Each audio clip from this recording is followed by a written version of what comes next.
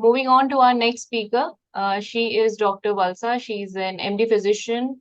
She's a US trained board certified internist and addiction medicine specialist. She's also certified in functional medicine from Institute for Functional Medicine USA. Her work has been focusing on the physiology of brain and body as the foundation for the assessment and treatment of addictions and mental health conditions. Her topic for today is role of nutrient balance in addictions and mental health disorders. She's also joining. Should be Miss Yana Weller will also join her, and Miss Yana Weller is a wellness warrior, a functional medicine expert, and a brain health advocate. She's also going to focus on the same topic, and both of them will present their cases accordingly. Yeah, thank you so much for joining. Miss Valsa, Dr. Valsa. Yeah. Yeah, hold on. Let me see. I think I'm having a little issue with my screen. Here it is. Okay. Can you see it? Yes, we can see it. Okay, there you go. All right. Yes, thank you. Thank you. And thank you all for inviting me. So my topic again is nutrient imbalance in addictions and mental health disorders. So I'm going to speak for about 20 minutes. I'm going to do an overview of the brain, neurotransmitters, and the importance of neurotransmission in brain health. The role of nutrients, nutrient depletion chart is what we're going to discuss, something that we'd like to share with you on how to really look at neurotransmitters in your patients, our general recommendations, and then Ms. Yana is going to go through a case presentation. So this is a picture of the human brain. If you go into a search engine, and you can find out some of the facts that I've listed here about the brain. So it's the command center of the body. Basically, the brain does everything like emotions, actions, our feelings, thoughts, memory is all involving the brain. The brain is a vast communication network, and we're going to talk about that shortly. It weighs about 1.5 kilograms. It's only 20% of body weight. It has 86 billion neurons and 86 billion other kinds of nerve cells. 60% of the brain is made of fat. 25% is of whole body cholesterol is in the brain, and 20% of whole body energy consumption happens in the brain. We're going to discuss all of these in detail, all of these facts.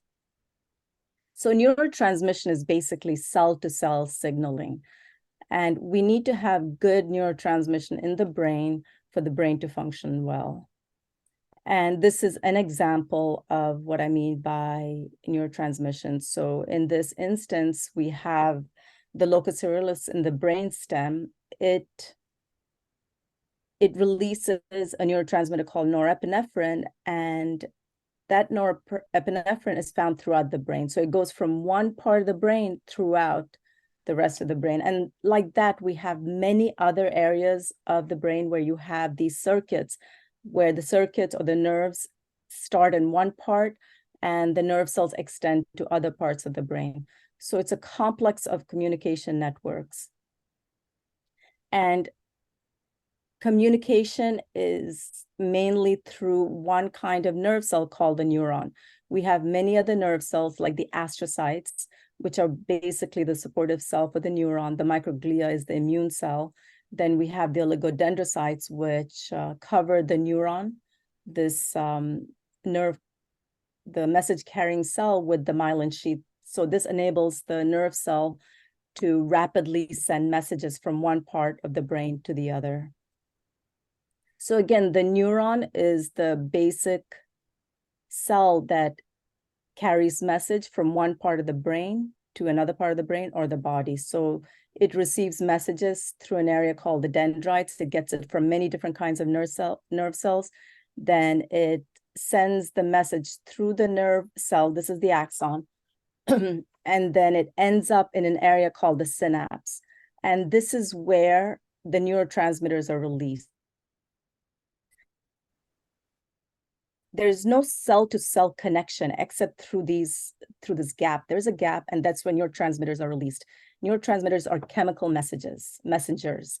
And within the nerve cell, you have communication happening rapidly because it's an electrical signaling. So electrical signaling within the brain for rapid communication, and then between cells through the release of these neurotransmitters. And we have several dozens of neurotransmitters. We have GABA, which is the calming neurotransmitter. We have glutamate, which is the excitatory neurotransmitters. And we have many of these, like dopamine, which is the reward neurotransmitter. Everyone has probably heard of serotonin, which is the mood neurotransmitter. And again, neurotransmitters are chemical messengers in the brain. So all of our feelings, behaviors, and actions are mediated through these neurotransmitters. If the neurotransmitters are in balance, then we function well. But depleted neurotransmitters can lead us to many symptoms such as depression, anxiety, and can lead us into addictions. And so here we have a picture of what happens in terms of malfunctioning neurotransmission. So if you have depleted neurotransmitters or the neurotransmission system is not working well, we may have emotional discomfort, which is often diagnosed as depression, anxiety, or many other psychiatric diagnoses. And then there's some desire for relief. And then we may use food, particularly carbohydrates or sugars, medications, or substances such as alcohol, cigarettes, for relief of these emotional symptoms or any kind of emotional discomfort. And then this, unfortunately, causes further depletion of neurotransmitters. And then we're in the cycle of furthering of the depletion of neurotransmitters. So how do we get out of this? How do we improve neurotransmission so we can have good brain function? Basically, we need to go to the fundamentals, which is adequate nutrients. When we think about nutrients, we think about macronutrients, which are lipids, also called fats, proteins, carbohydrates, and then we have the micronutrients, vitamins, and minerals, and we need adequate water. So in terms of fats, it's actually the proper term is lipids. And so we have many different kinds of lipids in the body. We have triglycerides, we have saturated fatty acids, like coconut oil, palm oil. Then we have monounsaturates that we find in olive oil, and the polyunsaturates, omega-3s. Then cholesterol is a kind of lipid. And as we talked about before, the brain uses 25% of whole body cholesterol. And then we also have phospholipids. So 60% of the brain is made up of these kinds of lipids. And most of the lipids are found in cell membranes. So I've showed you this picture before. So this is the end of a nerve cell called the axon. And you have electrical messages going within the cell, and then between cells, you have these neurotransmitters, which dock on to this area of the following, it's called the postsynaptic neuron. And the receptors here sit on the cell membrane. So this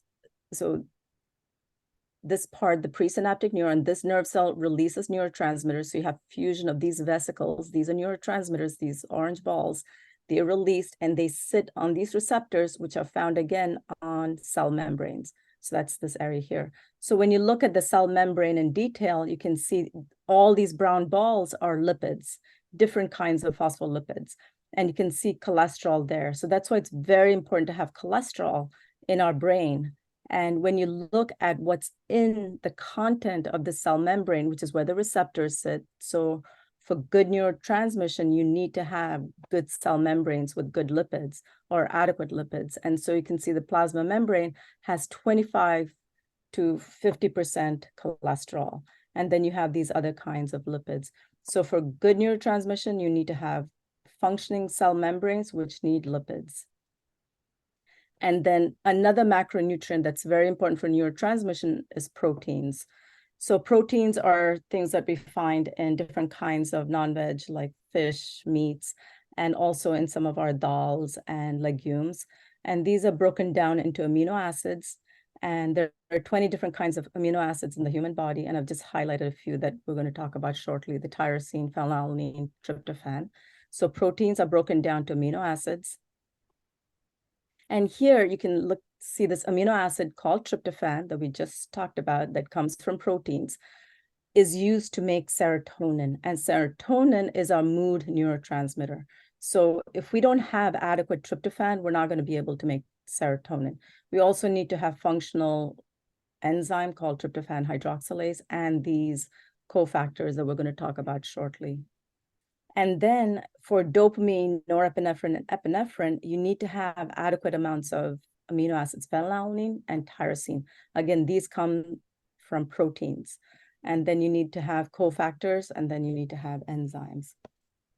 And so what study after study have found is that 80% of Indians have protein deficiency. So this was a study published in 2015 in the Hindustan Times. And this was another survey done across different countries. And in this survey, they found that Indians have the lowest protein intake compared to these other countries. And then because most of the vegetarians in India eat chickpeas or kidney beans or the dals as their protein source. But unfortunately, many of the dals and legumes have a lot more carbohydrates than proteins. And this picture is a compilation of several studies. The recommended nutrient intake is from a Lancet study, a global Lancet study that sort of showed how much of each of the different macronutrients one might need. And then there was a survey in India in 2011-12 that showed what the rural Indians versus the urban Indians, what their intake was like. And this was published in 2020 by Dr. Sharma. And what they showed, just concentrate on the purple, what they showed was that almost all the calories that an Indian consumes comes from carbohydrates. So this is what's recommended. And this is actually what's happening is that Indians eat a lot more carbs, and protein should be at this level. About 30% of our calorie intake should come from protein. But unfortunately, it's much less, both in rural and urban India. And same thing for fruits and vegetables and added fats, much less. And what's actually happening is that folks are eating a lot more whole grains. We shouldn't be eating that much rice, chapati, wheat products, millets, where rural Indians are eating 366 versus 293 urban, eating a lot more carbs and starchy vegetables than, and you can see here the non-veg, the sources of protein is much, much less in India, recommended versus what's actually happening, much less in India. And even dried beans, lentils, and peas were 50 grams is recommended, and in fact, much less is consumed. Same thing for dairy, vegetables, and fruits. But what's actually being eaten is a lot of sugar, flour-based products, snacks, a lot of namkeens, we eat a lot of rice and starches, and lots of sugar in our tea and desserts. So unfortunately, in India, we're eating too much carbohydrates and not enough protein and good types of fats. And what happens when we eat a lot of carbs is that we have sugar dysregulation. So eat carbs, you have increased blood sugar that leads to increased insulin secretion, and often the body overshoots in the amount of insulin that's secreted. Then we have low blood sugar. Then there's low energy and mood swings. And then that leads us to having carb cravings. And some of us have anxiety and depression, and then causing us to eat more carbs. So there is this vicious cycle, this roller coaster of blood sugar dysregulation. So in terms of macronutrients, we're not eating enough proteins or fats, but too much carbs. And of course, we need micronutrients. I showed this slide earlier. We need here vitamin B6, iron, and then this is B12, B9, and then vitamin D to help us make dopamine. And then we need these other cofactors for norepinephrine. Earlier, I talked about how the brain uses 20% of whole body energy, and that's made up, most energy is made in the mitochondria. And the mitochondria needs lots of different nutrients. In this instance, I'm only showing you the electron transport chain. This is the last part of where ATP is made. And here you can see all the nutrients you need. You need CoQ10, carnitine, copper, lipoic acid, magnesium, vitamin C, and iron. And iron deficiency is actually very common in India. And you can imagine the amount of low energy that potentially people might have because they don't have enough iron. And then what we want to discuss is the neurotransmitter depletion chart and the blood sugar dysregulation chart that could be very useful in your practices. So this was a chart developed by Julia Ross, and Yana Weller is going to discuss this in detail. So what we see here are 5 categories. And so type 1 is low serotonin and the symptoms related to low serotonin, low blood sugar and the symptoms related to that, low endorphins, etc. And here I've magnified the symptoms with low serotonin, which is afternoon and evening cravings, anxiety, panic attacks, pain, suicidal thoughts. And these are the substances people may use to try to help them feel better because of their low serotonin, sweets and starch, tobacco, some of these other substances, marijuana, alcohol, and medications. But you could use 5-HTP or tryptophan, which are amino acids, to help you feel better. And here with the low catecholamines, again, you may have low energy, lack of drive, feeling bored. And these are the substances people often use: sweets, starches, alcohol, opiates, caffeine, to help them get the energy, or the amphetamines. But you could use an amino acid called L-tyrosine to increase your catecholamines. So our recommendations is protein at every meal: soya, paneer, and if you're non-veg, if you can, eat some of the non-veg stuff, and then protein powders, and eat at least every 3 to 4 hours consistently.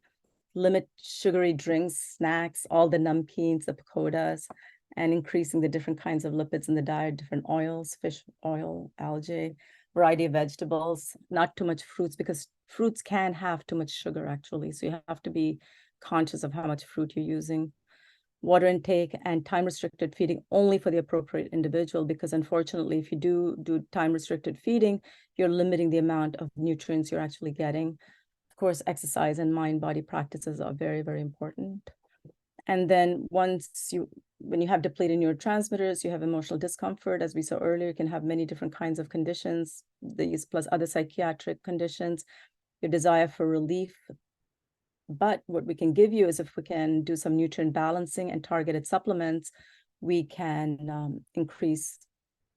potentially increase your neurotransmitters, get you into having stable blood sugar, and have you feeling better.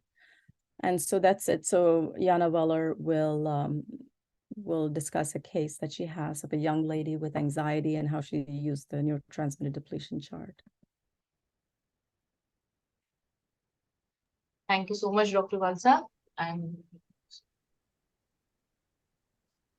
Yes, Yana. Hi, I'm happy to be here. Thank you very much for having me. I'm going to jump and pick up right where Dr. Valsa left off. So just let me share my screen. Yes.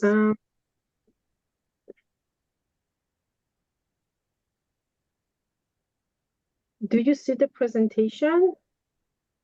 Just 1 second. No, we are not able to see it yet. Yes, now we can. Yeah, do you see it in the presenter mode? Yes, yes. It's in Perfect. presenter mode. Yeah, please go ahead. Perfect. So my name is Yana Weller, and I specialize in brain-targeted neuronutrient therapy. And I'm here to present a case study of a 12-year-old female from Goa that presented with severe anxiety, aggression, and mood swings. During our first meeting, her mom referred to her as my little devil. She said she's smart, funny, incredibly strong-willed, but oftentimes downtime mean, especially with her younger sister.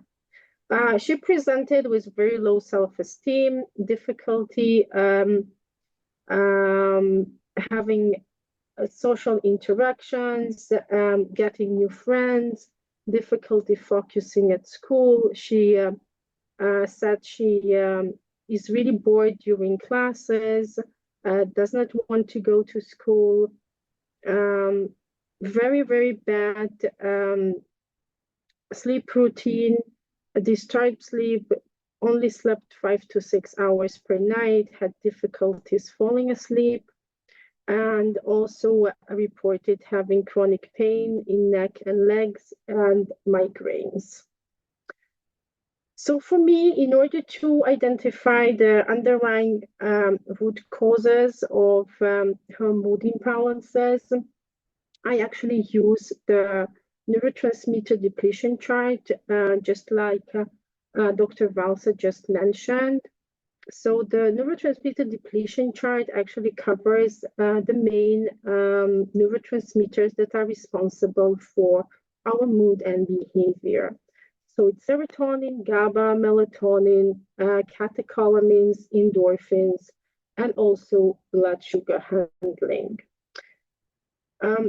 As you can see on this slide, this is the result of our intake, and our young lady is actually depleted across all the neurotransmitters. Just for you to understand, up to 20% is actually considered to be within the normal range. Everything above 20% depletion can result in anxiety, depression, suicidal thoughts, difficulties focusing, ADD, etc.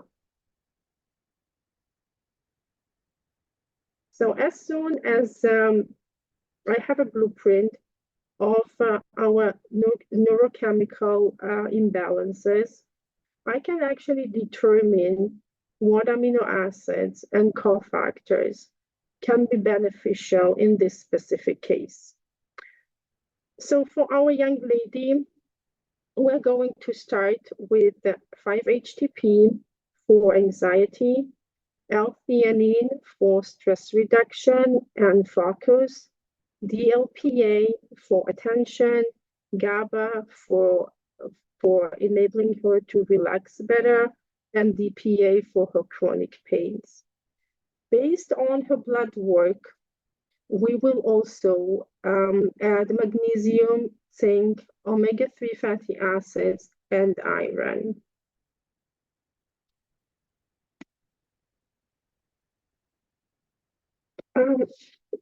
Each and every one of us is actually biochemically unique.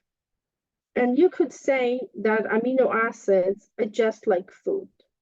Every individual reacts to amino acids in a very unique way. So this is the reason why there is no one size fits all. And we have to start trialing amino acids. What does that mean? I actually start giving the individual an amino acid at a very low dosage in order to monitor how our body reacts at that specific amino acid. I actually allocate 24 hours for each amino acid trialing in order to see how the whole process works and whether we're getting the results we want. So we start at a very low dosage and gradually start to increase the dosage until we get a desired result. On this slide, you can see a supplement schedule based on the trialing that we did with all the amino acids mentioned in the previous slide. And this is a schedule for the coming 2 weeks. Why for the coming 2 weeks only?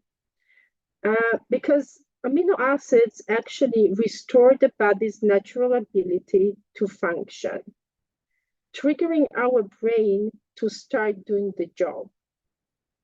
So we will reevaluate our neurotransmitter depletions in 2 weeks to see whether any adjustments are needed. So this plan is only for 2 weeks.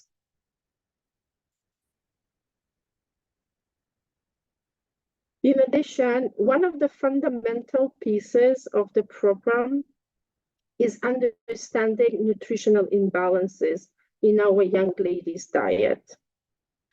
So the first thing I do is actually I require her to fill in a 4-day food and mood diary. A food and mood diary is actually a very comprehensive, very detailed diary that will provide me with everything she eats during 4 days, as well as her emotional and emotional state before she eats and after her meals, after every meal she has.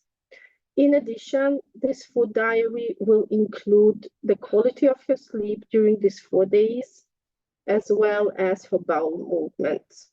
This will actually provide me with a picture of the quality of the nutrients that she's getting, first of all, and second of all, might lead me to see whether there are any food sensitivities in the foods that she's having on the day-to-day basis.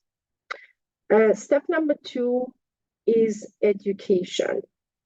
It is very important that the individual that goes into this program understands why she's doing whatever she's required to do. It's important to understand why the protein and how the protein is going to affect her mood and her health. So this is also a very important piece of the program. I also presented to her a list of healthy sources of protein. So she could choose 4 types of protein that she was willing to incorporate into her daily meal plan throughout the next week. And we also agreed that we will have a twice-a-week meeting with her mom and herself in order to set out a meal plan that is accepted by her, in order for her to be able to, first of all, have the foods available at reach, and also for her mom to get ready with the right foods. And we also involved our young lady into cooking her own meals, because this really creates some kind of ownership and brings her into the process.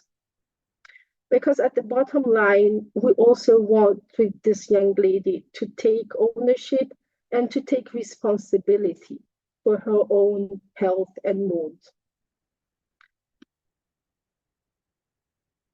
So here you can see a baseline nutrient analysis based on the 4-day food and mood diary.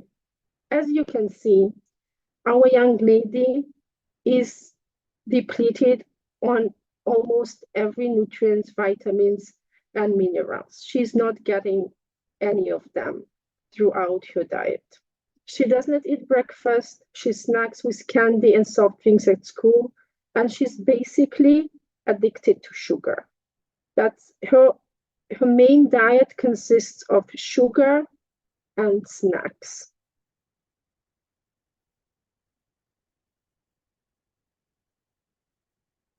And that could be a major factor in her mood swings. So the next step is to explain to her how does her plate should look like. And one of the basic rules that I wanted her to take with her from the day 1 is that I wanted her to start eating breakfast, first of all, because this is really essential for optimal brain function. And second of all, to try to start her day with protein and healthy fats and not simple carbs or sugars, in order to prevent blood spikes, and severe sugar drops. So this is actually the way I present to her the amount of protein she needs to have every day. So it's very easy for her to understand, and should be easier to implement. It's important to understand that this is not a one-size-fits-all. This whole program needs to be personalized, and the program needs to be modified both in terms of the needs of the person for their neurochemical function, but also in terms of how they integrate this into their lifestyle and actually stay on it and do it. Because the best program that is not applied and not stayed with is not going to do anything. So it's a combination of finding a sweet spot that between really what is required and what they're willing to do, especially when we're talking about kids and teenagers. So I also shared with her, of course, the sources of protein, sources of fats, and how what should be included in her plate. And to summarize, after having seen her food and mood diary, the instructions that we actually worked on is starting her day with protein and fat, having protein 4 times a day, supplementing with omega-3 fatty acids, incorporate more fiber and healthy fats in each meal. We also worked out a plan for healthy snacks that she could take to school instead of the technocarbs that she was usually having during her lunch breaks. We also aimed at avoiding simple carbs in the morning, reducing sugar and processed foods, hydration, and of course, we also worked on a bedtime routine and getting her to sleep better. And again, this is very, very tiny steps and slight arrangements in her lifestyle in order to enable her to make these small little steps and to feel successful. Because as soon as she felt that her mood improved, she was more inclined to follow the diet and do whatever she was asked to do. So here you can see her brain neurotransmitter depletions after 11 days on the program. As you can see, the orange chart is when we first met, and the yellow chart is 11 days into the program. And as you can see, there has been a tremendous improvement across all neurotransmitters.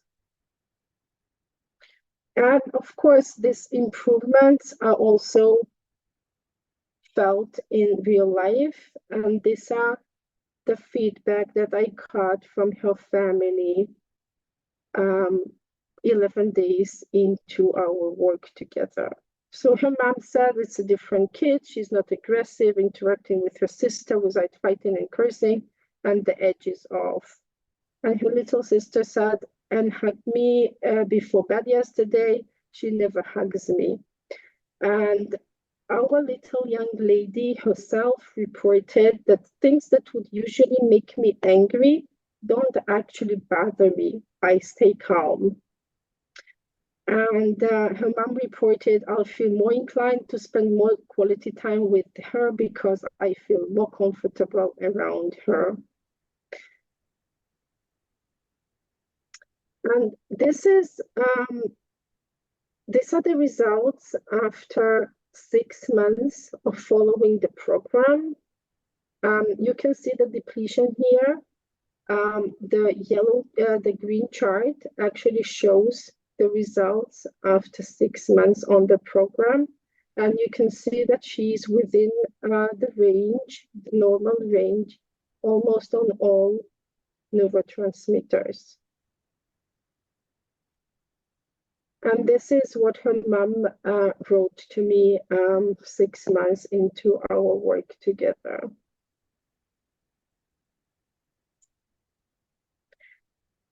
So as I already mentioned, this is not a one-size-fits-all approach. However, there are certain things that we can implement in our everyday life in order to help our brains rebalance. So first of all, I would focus on balanced diet, which is including enough animal protein every day, starting your day with protein and fat, and incorporating protein 4 times per day.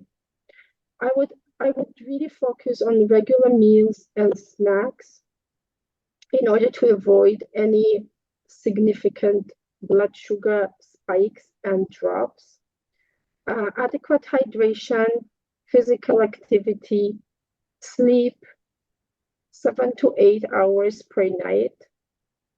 For kids, that would be 9 to 10 hours per night. And of course, stress management. So that's it from me for today. Thank you very much. And I just want to mention that where you place your attention is where you place your energy. And please remember that our environment and our diet greatly affects the expression of our genes. Thank you so much, Yana and Dr. Valsa. Yes, you have answered all of the questions through your presentation itself, as there are no questions at all. There's just one question I'd just ask you. If you are getting the neurotransmitter testings and should be taken, or these neurotransmitters, should they be taken for the entire life, or when the symptoms go away and then it should be stopped, or there are some timings that do we have to restart it again? Just one question. That's a great question. So the amino acids and the right lifestyle actually helps our brain to rebalance and to restore its ability, its natural ability to actually provide us with the enough brain chemicals that we would need for optimal mood. So that means that it very much depends on an individual. That's why we also actually retest for the neurotransmitter imbalances within 2 weeks, then within a month, then within 2 months, because adjustments are needed, because our brain actually does the job by itself at a certain stage. However, there are people that need to stay on aminos for their whole life. Thank you so much. Yeah, Thank you so much, Yana. Yeah, what I would add is this is a great tool for anyone who might have any kind of mood imbalances. So in fact, what we're doing is we're training the individual, the patient, on how to use the amino acids when they're having a certain mood. So we might give them a lot initially of different amino acids and the cofactors, but over time they may not need it because they're full of the amino acids and the proteins. But maybe like a few months down the line, they might reach a stressful situation or something happens. So they learn how to use these amino acids, whether it's tyrosine or tryptophan or 5-HTP. They learn how to use it, and they can use this throughout their life. This was a young lady. So if I have an older patient, they know how to use it for themselves and their kids. So the kids are not put on medications. So it's something that the patient learns, and then they can use it throughout their life as needed. What you're doing, Yana and Dr. Valsa, is amazing, and it's thriving for all of us to understand how neurotransmitters can play a very important role when it comes to mental health. Thank you for joining us from overseas, and next time when Dr. Valsa, you're here, let me know on the same. We'll meet up again. Yeah, and one more thing I want to say for people, there's a lot of studies and literature backing what we're saying. It's just that I didn't have time to show it. I'm very literature based. Like I need to have research, and there's a lot to show that this and it's low cost. So for many people, we don't need doctors involved, just sort of saying that. Okay. Whatever research papers are there, you can just add it on this slide, and if you are okay to share it with us, we will be obliged. Thank you so much.